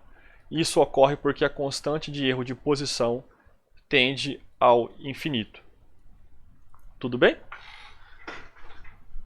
Conclusões bastante similares àquelas que nós tiramos lá no caso analógico, só que agora nós estamos considerando o erro de regime permanente para a resposta de tempo discreto, né? Agora, e se a nossa referência for uma rampa com uma certa inclinação A? Como será que fica a questão do número de integradores e o número de polos e o erro em regime permanente? Bom, para fazer essa análise, mais uma vez, nós vamos considerar a transformada Z dessa rampa de referência. No caso, a transformada Z da rampa é dada por A vezes TZ sobre Z menos 1 ao quadrado. Para quem quiser conferir, basta ver lá na tabelinha de transformadas da aula 2. Substituindo naquela expressão de malha fechada da referência para o erro de rastreamento, nós podemos obter essa expressão, ou seja, o erro de rastreamento no domínio Z igual a 1 sobre 1 mais G de Z vezes C de Z, vezes ATZ sobre Z menos 1 ao quadrado. Isso aqui é a expressão da transformada Z da referência de tempo discreto, do tipo rampa. Substituindo, usando o teorema do valor final para calcular o que acontece com o erro de regime estacionário em regime permanente, nós podemos obter que esse erro é dado por limite de Z tendendo a 1 de Z menos 1 que vem da fórmula, vezes aquela expressão anterior. O Z menos 1 da fórmula corta com o Z menos 1 ao quadrado lá da transformada Z da referência de tempo discreto. Esse Z menos 1 vai multiplicar esse numeral 1 sozinho aqui, ó, e aí quando eu trocar o Z por 1, isso vai desaparecer, restando que o erro em regime estacionário é dado por limite de Z tendendo a 1 de A vezes T sobre Z menos 1 vezes G de Z vezes C de Z. Se eu chamar tudo isso aqui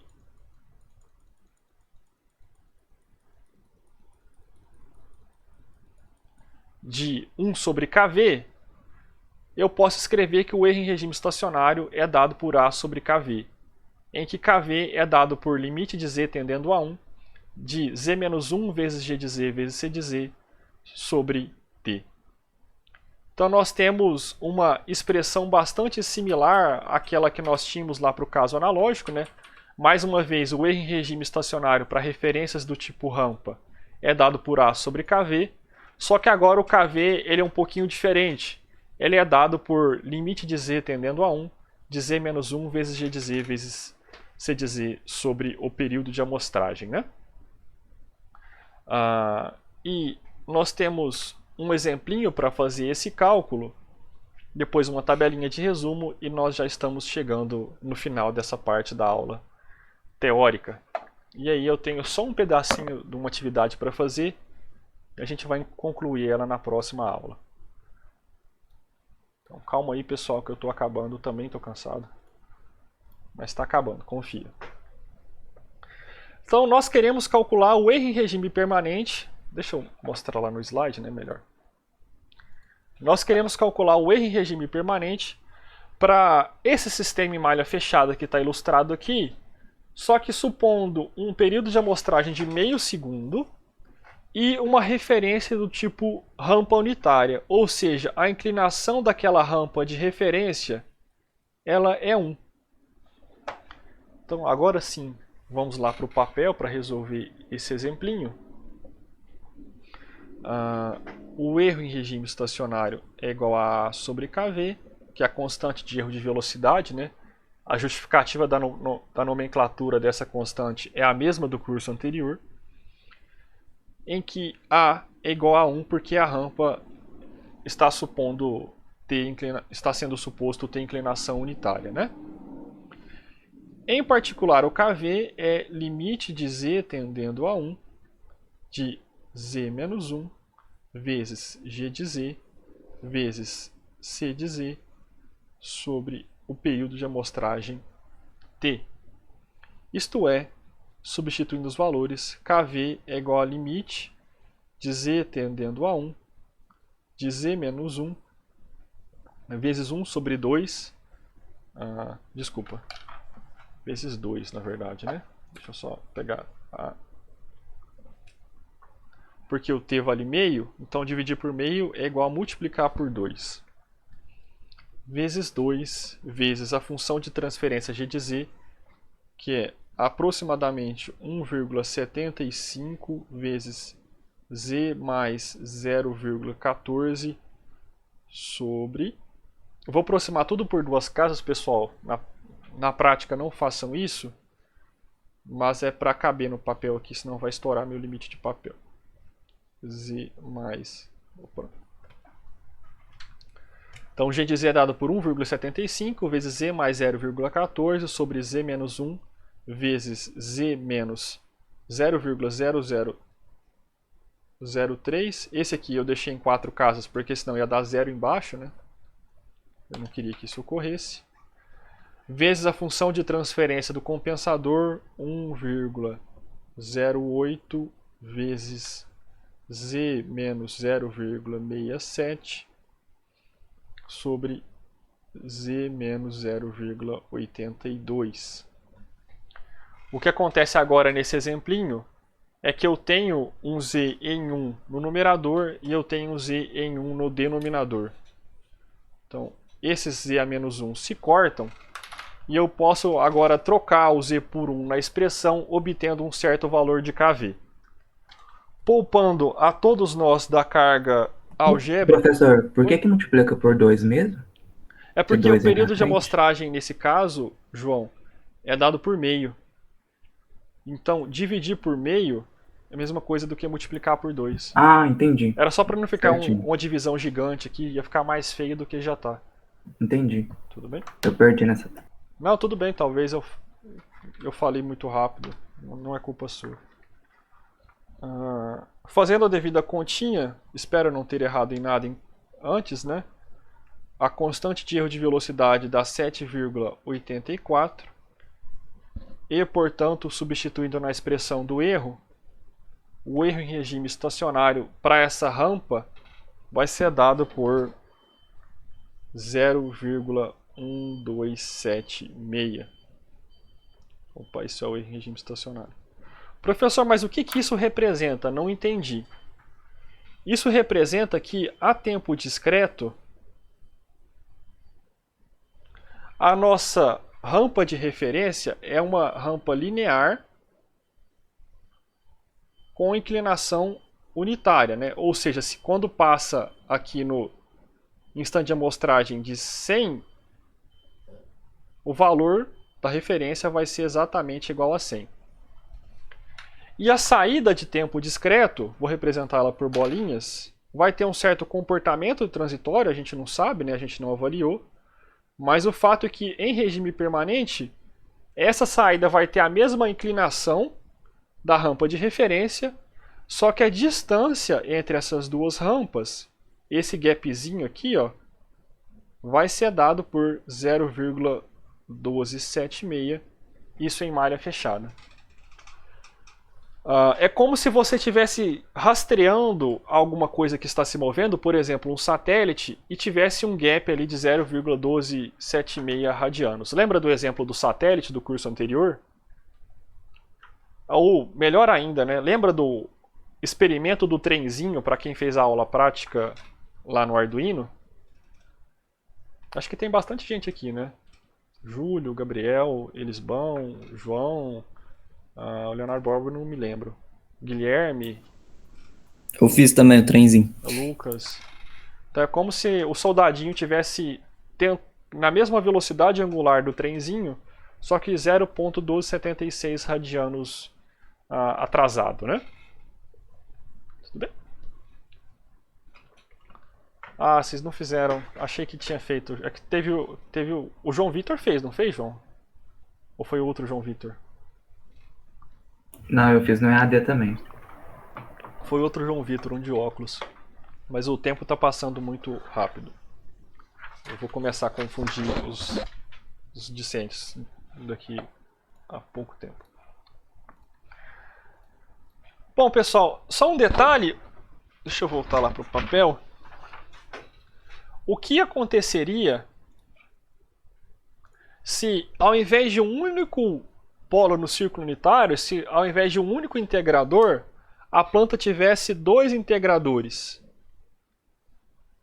O z-1 da fórmula cortaria com esse quadrado que apareceu, só que ia sobrar um z-1 aqui, não iria? Nesse caso, quando a gente substituísse o z por 1, o kv ia tender ao infinito e o erro em regime estacionário ia tender a zero. Isso quer dizer que em regime estacionário a rampa de saída iria casar com a referência nesse caso hipotético, né?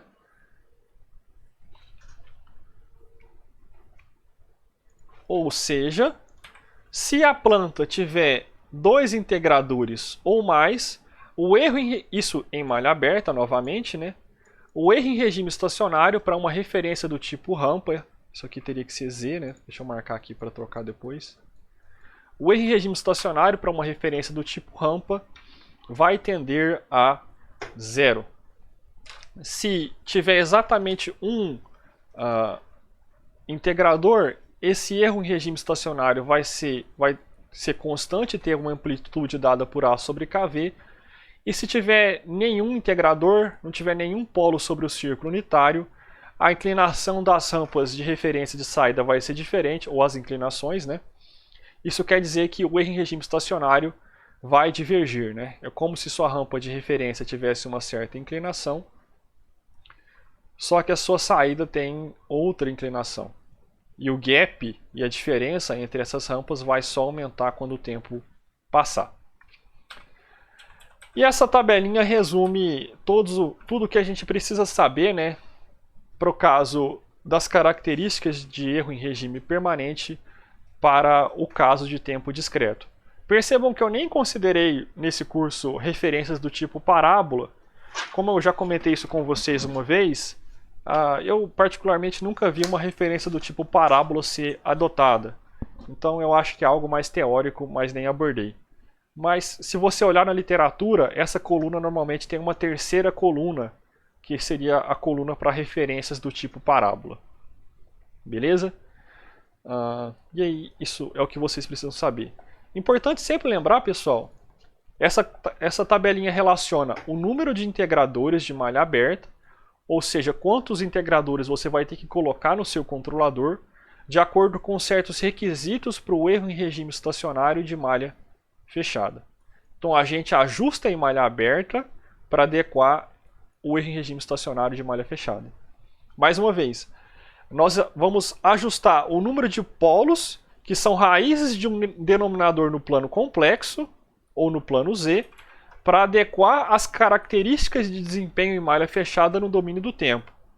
Essa é uma abstração que a gente tem na teoria de controle, que eu queria que vocês tivessem em mente. Senão vira apenas procedimentos algébricos, né? Pessoal, isso encerra a parte teórica que eu tinha para comentar na aula de hoje. Sei que talvez tenha sido uma aula um pouquinho mais chata, né? Só critério de desempenho, não tem muito o que ficar resolvendo de exercício. Mas o fato é que agora a gente sabe caracterizar, nós sabemos determinar os parâmetros para função de transferência de tempo discreto de acordo com os critérios de desempenho para a resposta de tempo discreto. Ou seja, nós sabemos determinar a localização desejada para os polos de malha fechada de acordo com critério de desempenho para o regime transitório.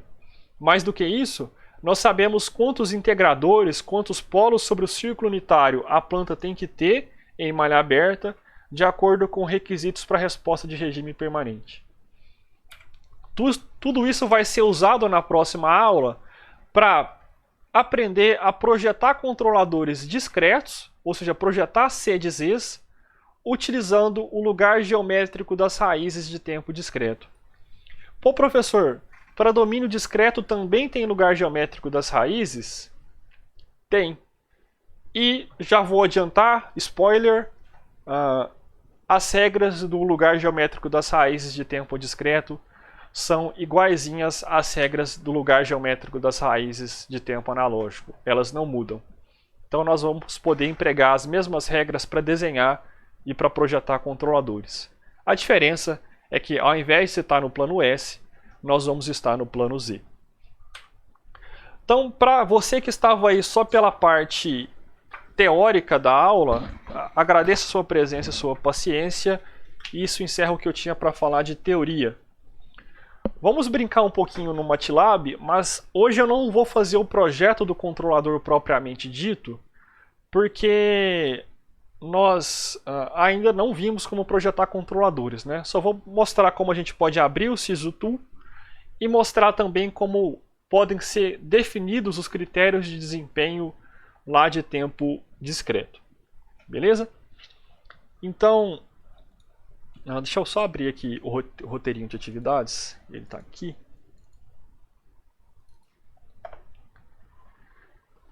Bom, nós temos uma certa atividade aqui. Ela está marcada porque eu estava treinando, né? Então, eu tenho uma função de transferência de tempo analógico, dada por 1 sobre s² mais 3s menos 4.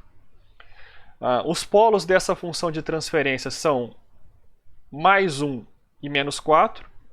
Como eu tenho um polo no semiplano direito, no caso analógico, a resposta é instável em malha aberta.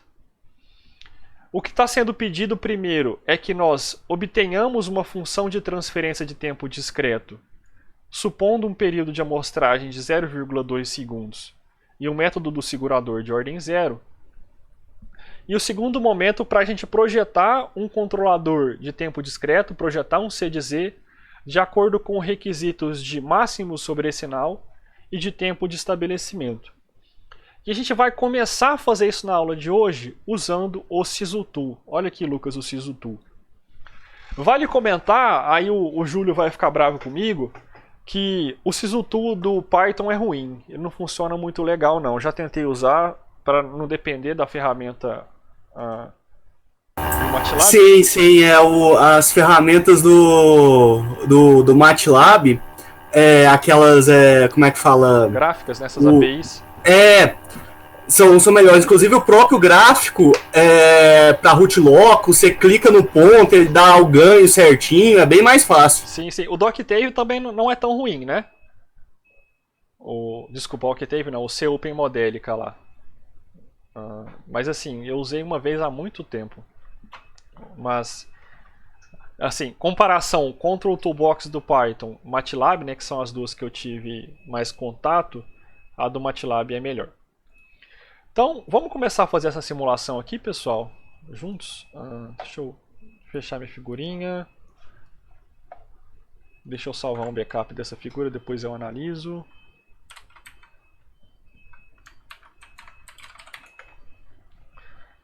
Então, eu tenho aqui o MATLAB que eu tinha deixado aberto para trabalhar com vocês. Vou jogar minha pequena cabeça lá para o... Opa, isso não. Jogar minha cabeça lá para o outro lado. Então, vamos começar a criar aqui um código para essa aula. A gente começa nessa aula e termina na aula que vem. Qualquer dúvida me manda aí, tá? Então, de novo, sempre que a gente vai fazer um projeto, um código em MATLAB, não é legal você ficar trabalhando igual mostrei antes aqui no Workspace, né? Porque se você errar alguma coisa, você vai ter que reprogramar tudo de novo. Clica em um novo script e trabalha aqui direto com o script, porque aqui os seus códigos ficam salvos, né?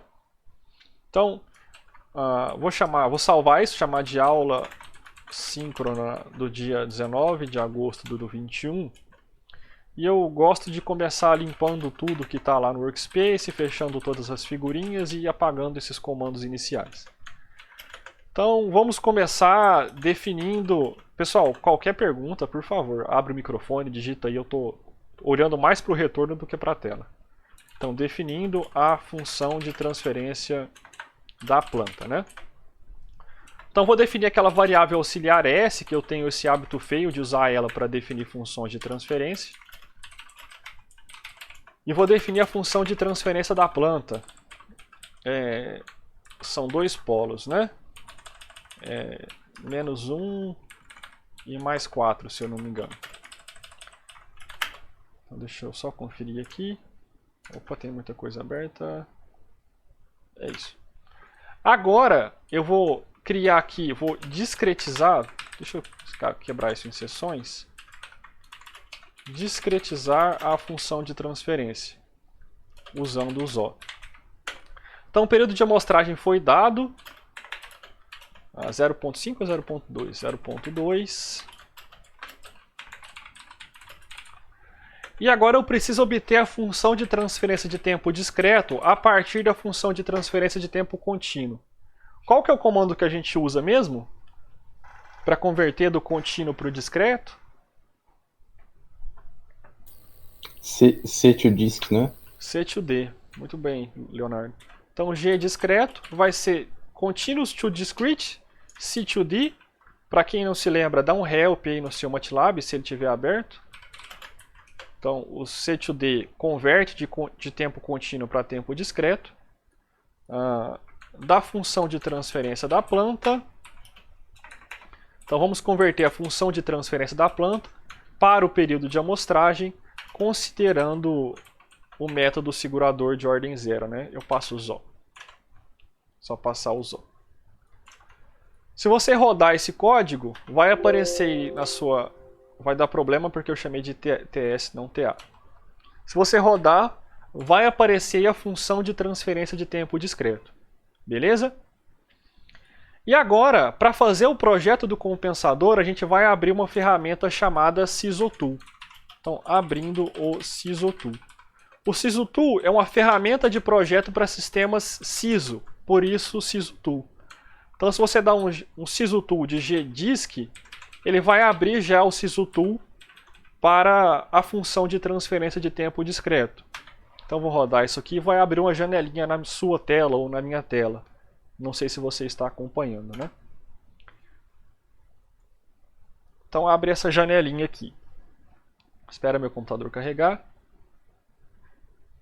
Ele abre o projeto de duas formas, no diagrama de Bode e no LGR. A gente vai trabalhar só no LGR, então eu vou puxar isso para cá. Então o que o MATLAB está mostrando aqui para mim? À esquerda está o lugar geométrico das raízes de tempo discreto. Não precisa se preocupar, você ainda não aprendeu a desenhar ele. Pontilhado tem os eixos do plano complexo e o círculo unitário. E aqui tem a resposta de malha fechada, aqui embaixo de mim. Perceba que ela está divergindo. Tá vendo que está 10 a 27 aqui, ó? A única coisa que eu quero mostrar na aula de hoje é como é que a gente pode colocar aquelas regiões desejadas para os polos de malha fechada. Então você vem aqui no LGR, botão direito e primeiro liga o grid. Vão aparecer aquelas regiões de QC e ω-n constantes que nós já vimos. Lembra dessas regiões? Deixa eu dar um zoom aqui. Depois, de novo, botão direito, você vai vir aqui ó, em requisitos de projeto.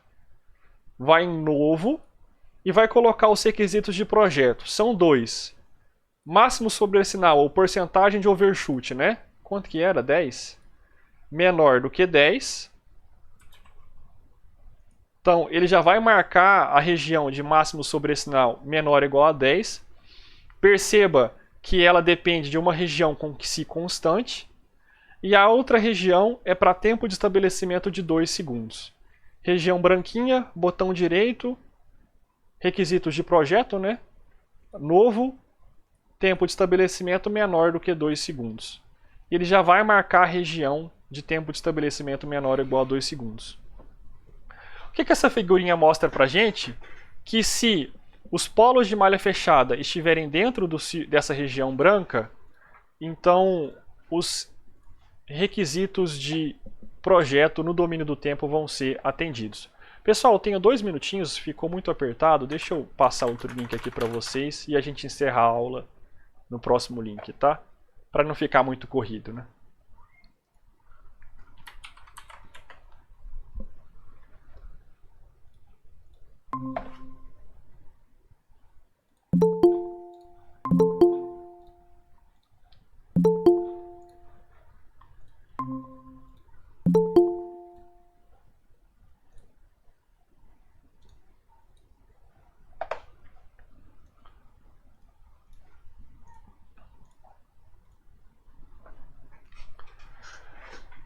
Então, pessoal, de novo, o que essa figurinha mostra pra gente? Ela mostra a região desejada para os polos de malha fechada, que é a região em branco. Mostra aqui embaixo da minha cabeça, deixa eu trocar isso de lugar, deixa eu subir isso um pouquinho, né? Mostra aqui embaixo da minha cabeça a resposta no domínio do tempo. Mostra o lugar geométrico das raízes em azul. E esses quadradinhos em rosa são os polos de malha fechada. Então você pode, por exemplo, supor que você está variando a localização desses polos de malha fechada, clicando e arrastando os polos. Perceba que quando eu vou arrastando esses polos, ele já vai atualizando a resposta de malha fechada. Quando eu passar esses polos para dentro do círculo unitário, olha o que vai acontecer. A resposta fica estável. Então, se os polos de malha fechada, que são esses dois quadradinhos em rosa, estiverem dentro do círculo unitário, a resposta da planta é estável. Agora, se esses polos estiverem fora do círculo unitário, a resposta da planta diverge. Então, se esses polos estiverem ali dentro do círculo unitário, a resposta do sistema é estável. Beleza? No nosso exemplinho, esses polos não caem dentro da região desejada. Então eu não consigo, simplesmente com um controlador proporcional... só um detalhe, tá, pessoal? O que mostra aqui embaixo da minha cabeça é a resposta ao degrau unitária, uma referência unitária. Então percebam que o sistema tem um certo erro em regime estacionário, em malha fechada, essa referência unitária. Isso ocorre porque a planta não tem nenhum polo em cima do círculo unitário, não tem nenhum polo em 1. E aí, se eu arrasto esses polos, eu consigo mexer nas características de desempenho, e é isso que eu vou frisar mais uma vez. Quando a gente mexe nos polos de malha fechada aqui no plano Z, no fundo, nós estamos mexendo nas características de malha fechada do sistema. De novo, se você mantém essa noção, tanto ao longo do curso de controle anterior quanto nesse, eu acredito que o curso fica muito mais interessante de se acompanhar. O que a gente vai ter que fazer para puxar o lugar geométrico das raízes aqui para a região em branco?